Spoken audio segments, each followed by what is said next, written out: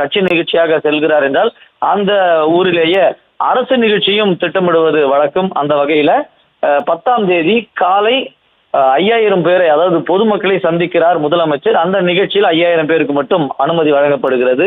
மதிய வேளையில கரூர் மாவட்ட ஆட்சியர் அலுவலகத்துல பணி நியமன ஆணையை வழங்குகிறார். அதே போல ஒரு தொழிற்சாலைக்கு அடிக்கலும் நாட்டுகிறார். இந்த வகையில் தான் 10ஆம் தேதி தமிழ்நாடு முதலமைச்சர் ஜோசப் விஜய் கரூருக்கு வர இருக்கிறார். கரூர்ல 2 நிகழ்ச்சிகள் நடைபெற இருக்கிறது. ஒன்று, கட்சி சார்பில் பொதுமக்களை சந்திக்கிறார். காரணம், அந்த கூட்ட நெரிசலில் பாதிக்கப்பட்ட குடும்பங்களை மாமல்லபுரத்துல சந்திக்கும் பொழுது ஒவ்வொருவராக தனித்தனியாக சந்தித்து அவர்களுக்கு ஆறுதலும் வழங்கி பின்பு நான் கண்டிப்பாக கரூருக்கு வருவேன், அதாவது கரூருக்கு வந்து எல்லாம் நேரில் சந்திப்பேன் என்று வாக்குறுதி அளித்திருந்தார்.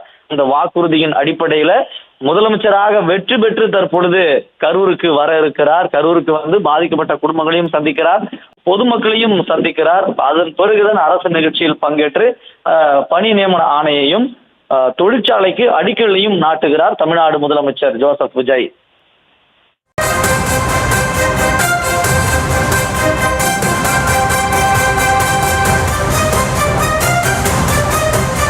செய்தி 32 பேருக்கு கருணை அடிப்படையில் அரசு பணி வழங்கப்படுவதாக தெரிவிக்கப்பட்டிருக்கிறது.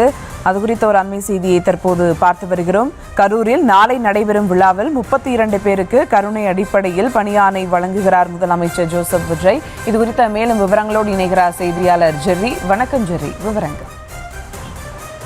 சுபா, வணக்கம்.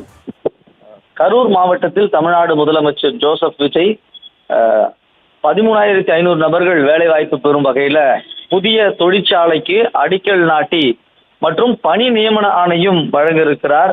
கரூர்ல கூட்ட நெரிசலில் உயிரிழந்த குடும்பத்திற்கு பணி நியமன ஆணை வழங்க இருப்பதாக தகவல்கள் வெளியாகி இருக்கிறது.